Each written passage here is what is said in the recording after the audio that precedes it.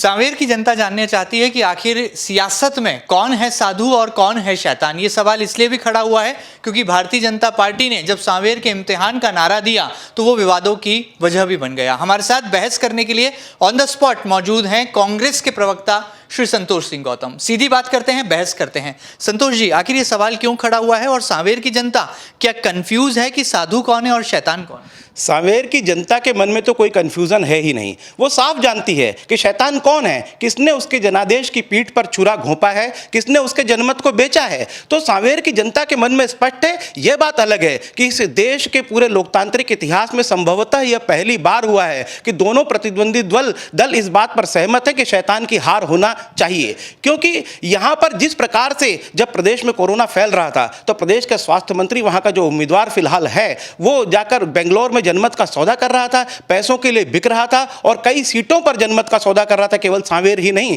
तो मैं समझता हूं कि इस प्रदेश में कोरोना फैलने और सैकड़ों मौतों का जिम्मेदार केवल और केवल सांवेर का वो उम्मीदवार है जिसे जनता शैतान के रूप में देख रही है और भारतीय जनता पार्टी भी चाहती है कि शैतान ये चुनाव हारे। लेकिन बीजेपी तो कह रही है कि जिस तरह से वो प्रचार में अपने इस नारे का इस्तेमाल कर रही है, वो कह रही है कि कांग्रेस को यदि इस पर आपत्ति हुई है तो कांग्रेस खुद की प्रवृत्ति को शैतान से जोड़कर आखिर क्यों देख रही है? बहुत अच्छा प्रश्न किया है आपने। कांग्रेस कहाँ इसका विरोध कर रही है? कांग्रेस तो इसका स्वागत कर रही है। शैतान को इस चुनाव में हारना ही चाहिए। जो शैतान जिसने सांवेर की जनता के मत को कुछ समझा ही नहीं, बिकने के पहले जनता से सलाह नहीं ली, 50 करोड़ 35 करोड़ की बातें हवा में उछल रही हैं और पूरे प्रदेश में इस तरह की बातें उछल रही हैं कि नेतृत्व करता ही वही था पूरे षड्यंत्र का। तो मैं कहता हूं कि सांवेर की जनता ने तो तय कर लिया है कि उस शैतान को हराएंगे और दोबारा फिर उस शैतान से ठगे नहीं जाएंगे जो साधु बनकर उनको छलता रहा है। लेकिन आप एफआईआर भी करा रहे हैं। बीजेपी के प्रवक्ता उमेश शर्मा पर एफआईआर भी दर्ज हुई। कांग्रेस ने औपचारिक रूप से शिकायत दर्ज कराई इस नारे को लेकर, इस विज्ञापन को लेकर, क्या कहेंगे? वो उसमें धार्मिक भावनाओं को उद्वेलित करने की जो बात है उसके आधार पर कांग्रेस ने ये शिकायत की है। लेकिन जनता के मन में साफ है कि साधु कौन है और शैतान कौन है। सब जानते हैं। रणवीर जाटव और कमलेश जाटव जो तत्कालीन विधायक थे, उन्होंने तत्कालीन स्वास्थ्य मंत्री और सांवेर के प्रत्याशी पर आरोप लगाया था कि बिना पैसे लिए वो एक भी काम नहीं करते हैं। उनका बेटा नर्सों से लेकर चतुर्थ श्रेणी कर्मचारियों तक के मामलों में दलाली करता है, ट्रांसफरों के मामले में।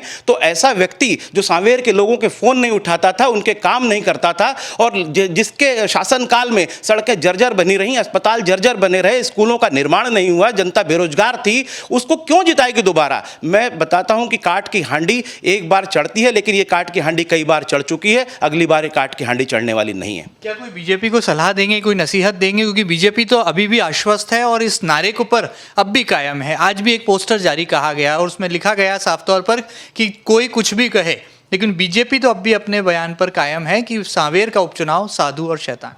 देखिए, दो विज्ञापन आए थे। एक उमेश शर्मा जी की तरफ से आया था और एक राजेश सोनकर जी की तरफ से आया था। उमेश शर्मा जी तो अपने नगर अध्यक्ष नहीं बन पाए तो भारतीय जनता पार्टी से नाराज चल रहे थे। अवसादग्रस्त नेता है वो। तो अवसाद में उन्होंने जो बयान दिया है कि शैतान को हराने का, तो मैं समझता हूं कि निश्चित ही उन्होंने अवसाद में जरूर लिया है, लेकिन बयान सही है, शैतान को हारना ही चाहिए। और राजेश सोनकर का तो मामला यह है कि उनको पता है कि उनकी सांवेर से दावेदारी हमेशा के लिए छिन गई है, क्योंकि शैतान के बाद शैतान का बेटा वहां से दावेदार बनेगा। तो उन्हें पता है कि मेरी दावेदारी हमेशा के लिए छिन गई है, इसलिए वो कह रहे हैं कि शैतान को हराइए। इशारों में ही सही, लेकिन वो सीधी मांग कर रहे हैं कि शैतान को हराइए। क्या आप भी कोई नारा लेकर आएंगे, साधु और शैतान की तोड़? क्या कांग्रेस कोई नारा लेकर के सामने? हमको तो भारतीय जनता पार्टी ने नारा दे दिया कि ये चुनाव साधु और शैतान के बीच। साधु तो सांवेर की जनता है जिसने हमेशा से ही विश्वास किया तुलसी सिलावट पर, और तुलसी सिलावट ने जिस प्रकार से गद्दारी की है, निश्चित ही वो साधु के वेश में शैतान था जिसने सांवेर की जनता की पीठ में छुरा घोंपा है। हमको तो नारा मिल गया है, साधु और शैतान। शैतान तुलसी सिलावट है, ये पूरा प्रदेश और पूरा सांवेर जान चुका है। मुद्दे क्या हैं? क्यों मुद्दों पर बात नहीं होती? इस नारे पर ही क्या पूरा चुनाव लड़ लिया जाएगा? असली प्रश्न यही है कि मुद्दों पर बात नहीं होती। अभी चूंकि आपका प्रश्न उससे रिलेटेड था, इसलिए मैंने उस पर जवाब दिए। असली मुद्दे ये होना चाहिए कि सांवेर की सड़कें क्यों नहीं बनी। प्रेमचंद गुड्डू जब विधायक थे, उनके कार्यकाल के बाद वहां कोई विकास कार्य क्यों नहीं हुआ अब तक? और दोबारा जो नर्मदा जल योजना का जो उद्घाटन किया है,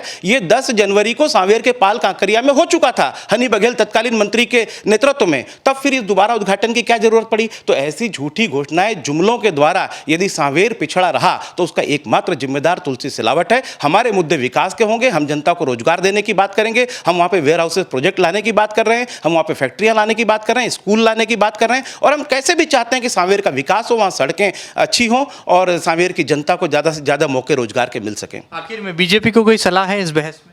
भारतीय जनता पार्टी को मेरी सलाह है, इसी तरह अपने स्टैंड पर कायम रहें और शैतान को हराने के लिए पूरी प्रतिबद्धता के साथ अंत तक लगे रहें। चलिए, ये लोकतंत्र का महापर्व है, उपचुनाव की घड़ी है, ऐसे में जनता को ही सही आहुति देना होगी और ये तय करके बताना होगा कि सांवेर का सही मायनों में साधु कौन है, शैतान कौन है, और जो लगातार सियासी बाण चल रहे हैं ये कहां जाकर थमते हैं, ये तो हमें आने वाले कल में ही पता चलेगा। फिलहाल वीडियो जर्नलिस्ट अरुण यादव के साथ Mahendra Singh, MP news, Indore.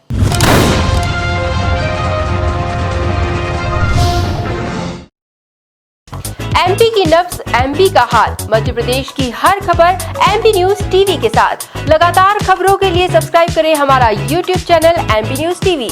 Latest updates के लिए बेल आइकन दबाना जरा भी न भूलें।